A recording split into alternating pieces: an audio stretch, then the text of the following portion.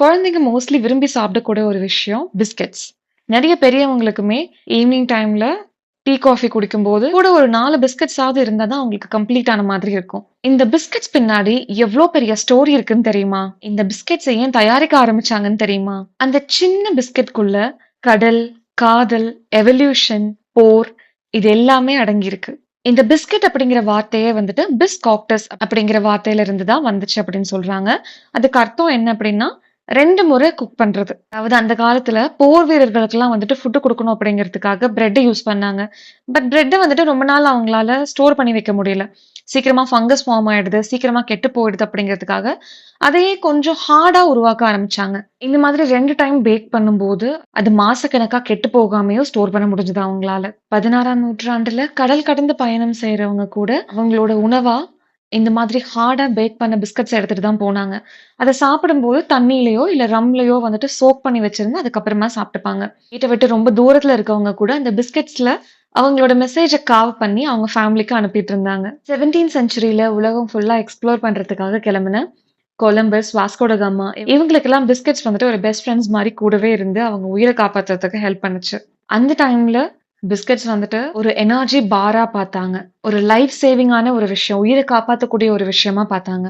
1660ஸ்ல Royal navy என்ன பண்ணாங்கன்னா, அவங்களோட ராஜ்யங்கள தக்க வச்சுக்கிறதுக்காக ஒரு ரூலே போட்டாங்க. அவங்களோட சோல்ஜர்ஸ் எல்லாருமே, "ஒரு நாளைக்கு இவ்ளோ பிஸ்கட்ஸ் கண்டிப்பா சாப்பிட்டே ஆகணும்." அப்படின்னு.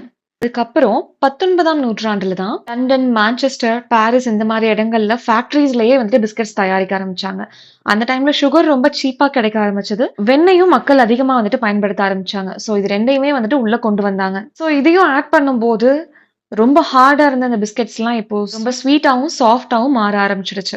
அந்த டைம்ல தான் இப்ப நமக்கெல்லாம் ஃபேமஸா தெரியக்கூடிய இந்த கிரீம் பிஸ்கட், பட்டர் பிஸ்கட் இதெல்லாம் கொஞ்சம் கொஞ்சமா உள்ள வர ஆரம்பிச்சுச்சு. இங்கிலாந்துல ஹண்ட்லி அண்ட் பாமர்ஸ் அப்படிங்கிறவங்க தான் ஒரு குளோபல் பிஸ்கட் பிராண்ட ஃபர்ஸ்ட் உருவாக்குனாங்க. 1850ஸ்லயே அவங்க பிஸ்கட்ஸ் 100க்கும் மேற்பட்ட கண்ட்ரீஸ்க்கு வந்துட்டு அனுப்பப்பட்டுச்சு. அண்டார்டிகாவை எக்ஸ்ப்ளோர் பண்ண போயிருந்த ஒரு கேப்டனோட டென்ட்டுக்குள்ள இருந்து கூட ஒரு டின் வந்துட்டு கண்டுபிடிச்சு எடுக்கப்பட்டுச்சு. இன்ஸ்டாகிராம் உலகம் ஃபுல்லா பரவறதுக்கு முன்னாடி இந்த டின் பிஸ்கட் அப்பவே அண்டார்டிகா வரைக்கும் டிராவல் பண்ணியிருக்கு. 1930ஸ்ல இந்தியாவுல இந்த பிரிட்டிஷோட டீ கலாச்சாரம் பரவ ஆரம்பிச்சது. இந்தியன் மிடில் கிளாஸுமே டீ ரெகுலரா குடிக்க ஆரம்பிச்சாங்க. அந்த டைம்ல டீ கூட சேர்ந்து லைட்டா சாப்பிடுற மாரி ஒரு ஸ்நாக்க தேட ஆரம்பிச்சாங்க. அப்போலாம் டீ கூட பிஸ்கட் சாப்பிடுறது அப்பர் கிளாஸ்க்கு மட்டும் தான் வந்துட்டு அஃபோர்டபுளா இருந்துச்சு. அதுக்கப்புறம் தான் 1929ல மும்பைல பார்லே கம்பெனி ஸ்டார்ட் பண்ணாங்க. பார்லே ஜீய கொண்டு வந்தாங்க. அதுல இருக்கிற ஜி அப்படிங்கிறது குளுக்கோஸ குறிக்குது அப்படின்னு சொல்றாங்க. பார்லே ஜி நீங்க எல்லாருமே கேள்விப்பட்டிருப்பீங்க. நம்ம சின்ன வயசுல நெறைய விளம்பரம் பார்த்திருப்போம். பெட்டி கடையில இருந்து, ட்ரெயின்ல இருந்து எல்லா இடங்கள்லயும் வந்துட்டு இது விற்பனையாச்சு. உலகத்தோட பெஸ்ட் செல்லிங் பிஸ்கட்டா கூட ஒரு டைம்ல இருந்துச்சு. அந்த ஒரு சின்ன குழந்தை கையில பிஸ்கட் வச்சிருக்கிற மாதிரியான அந்த பிக்சர 90ஸ் கிட்ஸ் யாருமே மறக்க முடியாது. இப்போ பிஸ்கட்ஸ்ல நெறைய வெரைட்டீஸ் நெறைய டேஸ்ட்ல கொண்டு வந்தாலுமே வந்துட்டு, அதுக்குள்ள ஒரு கசப்பான விஷயமும் இருக்கு. அந்த பிஸ்கட்ல என்ன ஆட் பண்றாங்க?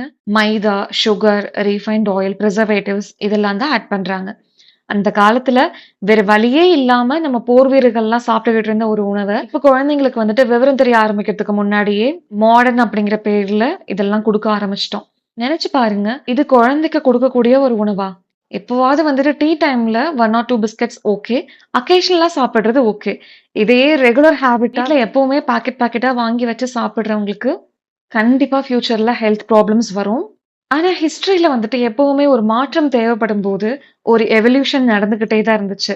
அந்த மாதிரி இப்போ உள்ள அம்மாக்கள்லாம் என்ன பண்றாங்க அப்படின்னா, தன் குழந்தைக்கு வந்துட்டு ஆரோக்கியமான உணவு குடுக்கணும் அப்படின்னு சொல்லிட்டு, ராகி, சிறுதானியம், கோதுமை இதெல்லாம் வச்சு, ஜாகரிய வச்சு, வீட்லயே வந்துட்டு குக்கீஸ்லாம் பண்ணி குடுக்குறாங்க அவங்க குழந்தைங்களுக்கு. ஸோ இது பாராட்டக்கூடிய ஒரு விஷயம் தான். டீ கடையில இருந்து போர்ட் மீட்டிங்ஸ் வரைக்கும் எல்லா இடங்களுக்கும் டிராவல் பண்ணக்கூடிய இந்த பிஸ்கட்ட நம்ம வீட்ல இருக்கிற குழந்தைங்களுக்கு குடுக்கும்போது மட்டும் எப்பவுமே ஆரோக்கியத்த மைண்ட்ல வச்சுக்கோங்க. பிஸ்கட் சாப்பிடுறது தப்பில்ல. பட் அதையே ரெகுலரா சாப்பிடாதீங்க அப்படின்னு தான் நான் சொல்றேன்.